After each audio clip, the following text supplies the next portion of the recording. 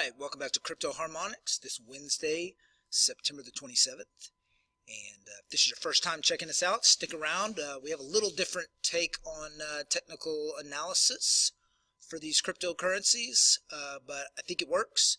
And I think we really have probably some of the most precise targets and entries that I've seen out there. I did a little investigative research and over the weekend and kind of checked out some of the, what would be the technical analysts for the cryptocurrency space, right? Not people so much talking about the technology, but just the charting, which is what I'm trying to do here. And yeah, there was a couple pretty good guys. There was a few they were like middle of the road, and then there was a lot of really bad technical analysis. I'm pretty sure they're just going into the back room and flipping a coin. So trading is not 50-50. Technical analysis is not 50-50. There is probability involved. And yeah, so once you understand that and once you get a methodology down, you just do the same thing over and over again and you get consistent results. There's a saying, consistent traders get consistent profits. So you just have to act consistently. And if you don't have a plan, if you don't have a methodology, then you're going to lose money, no doubt, even in cryptocurrency.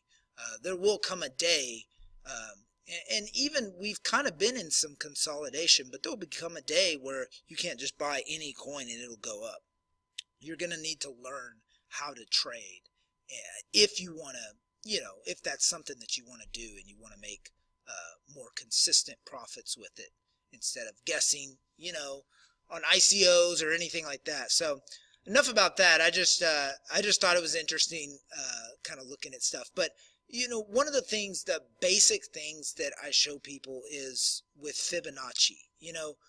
Forget complex harmonic patterns, which they're not really complex, but they'd be considered advanced patterns. But really, honestly, it's shapes and numbers, and it's really not that complicated once you kind of get it. But one of the first things I show people is this Fibonacci, right?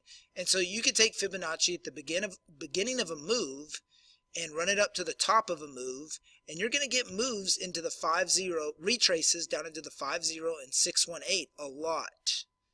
It will happen a lot. So let me see here. Put this on here. So when you have these big downturns and everyone's freaking out, my suggestion is to dial it back to the daily or even the weekly and watch this run up and watch it retrace down into the 5-0 to 618. Even draw yourself a little box. If you would have done that on this one, you would have had this little box here where we had this upturn, and you can see right there where I have that line, and you would have cut the next move up. Same thing. People, I think if they see it, it'd be hard to believe how often it actually happens, but it really does. This line right here, I believe, is another 618 on a major move. If you start at the beginning of this move and go all the way to the top, look at that 618 right there. Same thing. So it's very powerful. It can really signal an uptrend or a move in the opposite direction by bouncing on that 618. Now, I'm not going to talk about it in this video, but if it does break that and close below that 618, then you could be signaling something else. So, that's for another video. But I just wanted to show that overall, just go back, dial it back, and look at some of these waves up and waves down. So you can take this a lot of times. You can take this extension right here, this leg, and get a Fibonacci extension, not a retracement, but an extension, and go from there to there and look for the 127 or the 16. This is the most basic fundamental way to use, by the way. I'm not showing you anything super complicated, but it'll show you kind of where it wants to head next. So we might get a little resistance at the 58 area, and then we might get a little resistance at a little before 7,000, because those are pretty strong Fibonacci extensions there, the 127 and the 1618. So that's just a simple way to do that. I know I've talked about that before, but let's break it down into what the patterns are showing currently. Okay, so this is Bitcoin on the 4-hour chart. Oops, my thingy go here. Okay, so if you were following along in the Slack, you knew that, you know, I drew this pattern on here coming down into the 886. It did that, and it bounced nicely off this bat pattern and came up. It looks like it's probably going to break this A point and run on up a little bit. So, and I'm going to talk about where I see it going, because I think we do have a potential for a double top in Bitcoin, big time, and potentially a triple top in Ethereum. So, but I just wanted to show this. This was such a, I mean, if you're trading this is a great trade, right? It just goes straight up, starts trending up. One of the things that I really like about the Slack is being able to post stuff like that, because, you know, one video a week and stuff, you just can't follow along very closely. I'm going to put a new link. I think the link expired for the Slack. So I'm going to put a new link up. If anybody's interested, just sign up and join. It's free. And we welcome newbies. Everybody's kind of a newbie, because cryptocurrencies are only like, what, 8 years old. So everyone's kind of a newbie. But here's the pattern that I'm kind of looking at on, let me go back to the daily here. On Bitcoin, why I think we could potentially be running into a double top here. I have this bat pattern popping up, which I use quite frequently if you have watched this channel before. And I got it running up right into there. I also have another pattern that runs me to about 4,900. This one runs me up into like 4,730. But let me zoom in a little bit. So that's why I have this blue box right here. This is going to be my area that I'm looking for a reversal in. So I'll be watching the price action probably on a 1 hour or 4 hour once it gets up in there, which it looks like it's definitely heading that way. So once it gets up in here, I'll be looking for a downturn to go into fiat or tether, one or the other, and probably it's going to bounce on this B point. Could go further, but I'll just be looking for a bounce on this B point. I can just pick up a little bit more Bitcoin if I sell in this blue box. Now, disclaimer here, right? Full candor. This right here, if it breaks this and goes past this X point, you know, I'm probably going to go ahead and buy back in at around 5,100. So I would have lost a little bit by selling in the 47, 48 and buying back at 51. But I'm willing to risk that, because I think it is going to double top and turn around right here, and at least in, you know, the month of October, kind of dink around in the 4 to 5 area before we have another run up. Just my opinion. I could be totally wrong. I'm okay with Bitcoin going to 10,000. That's awesome. I'll get back in. I'll hop back on the train here. I'm just trying to make a little bit more profits by swinging in and out. Okay, let's look at Ethereum. Okay, so you guys know I've been bullish on Ethereum to outpace Bitcoin in September.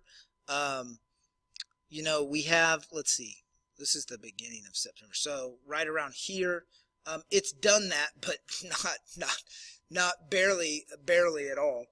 We've had some nice run-ups. I think it'll try and make another run-up relative to Bitcoin, but I am going to look at it on the US dollar value also, where I think it could potentially triple top. But relative to Bitcoin, I still like Ethereum going up higher and getting more gains than Bitcoin. But it's just been bouncing around right here, so it's just not a lot to talk about on that. Let's switch over to the dollar, and we can kind of look at what I'm thinking on the triple top there. All right, so you guys that have been following along, you know that we had this bat pattern running up into about the 380 something, and looking to go short Ethereum there, and it very much went short. I was thinking maybe, you know, this 270 to 250 range, but it went all the way down to right at around 200 bucks. I did not see it falling that much, but hey, that's cool. So one of the things that we're looking at is this relative to the dollar here, and we've had this run up here, and then we had another run up here. This is on the daily here, so you can kind of see this massive move up, this huge retracement, this move up again, not quite as big of a retracement,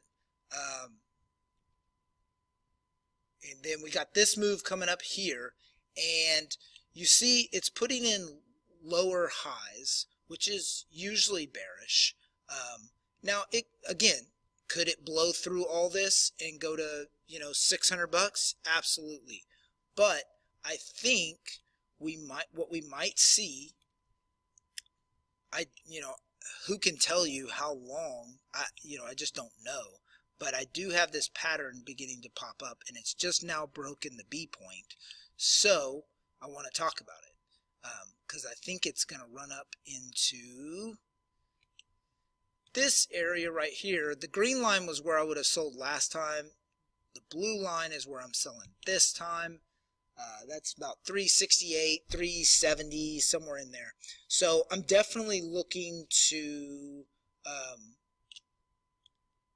get that would definitely be a opportunity to short Ethereum there. Now I know shorting is a whole nother topic of conversation in cryptocurrencies. It's still, we're still in infancy with a lot of these exchanges, so not a lot of great ways to do it, but I'm definitely exploring my options, and I will let you guys know what I find out. I'm experimenting, and I don't mind doing it. I'm not going to do it with a lot of money, but I don't mind losing a little bit to find out something. But anyways, that's kind of what I'm looking at for Ethereum prices. I hope that kind of helps you guys make any decisions that you are making. Again, not financial advice, just showing you what I'm looking at as far as price action on these charts. And I definitely could see a downturn on Ethereum once it runs up back into this area here. Okay, the only other coin I really want to talk about today is just another trade that I'm in with Bitshares, and this is mainly for you guys that followed me in the Slack and were taking the trade and stuff. We got in this bat pattern, had a nice pop up to the B point, took some profits, right, and it came back down. And usually I would probably be out of this trade. It was very close, but I would be out. But I actually was holding it a little past this huge run down here because I think we're finding a bottom. There's a little shelf forming right here on Bitshares. Let me get this box out here. You can see this kind of forming right here, but it's got conflicting things going on, right? So we have this huge downtrend, which I'll zoom out and show you in a second, but we do have this bottom. So my question is, you know, is Bitshares bottoming? And I think the answer is going to be known within the next day or two. We're either going to have a breakout to this side or it's going to bust through all this stuff. My feeling is that it's going to break out this way. And I think it'll have a nice little breakout. So again, if it breaks below this low here, then I'm willing to get out and go back into Bitcoin. But I'm gonna hold, since I got in at such a good spot. I got in at this line here, so I'm not only did I take a little profit just off at the B point there, but I am holding for a much bigger move. So let me take this off and I'll zoom out to the daily. Okay, so we got this kind of big downtrend starting. This started like later in July. I mean, there was a downtrend even before that, but this is what I just got marked here. And you can see it running up into it about 4. Now on the 5th time, I think, it hitting that. So we're definitely, it's definitely though consolidating right in this area, but you can see it's done that before, you know, and then fallen some more. So it's not a for sure thing. That's why you know, set stop losses and stuff. But I definitely would not mind seeing a breakout at least up to this area here, which would give us some pretty decent returns. I mean, and it's really not the biggest move ever. It's a good move, but it's not the biggest move ever.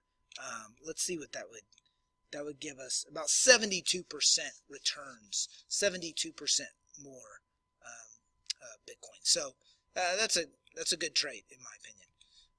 Okay, well, I guess that's about it. I have a few other ones I'm looking at and stuff. I'm just not going to go into them on this video. I just want to kind of keep it short. If you guys have any questions, feel free to ask. Join the Slack. I'm going to put a new link in there. You can ask questions in there. And yeah, hope you guys have a good rest of the day.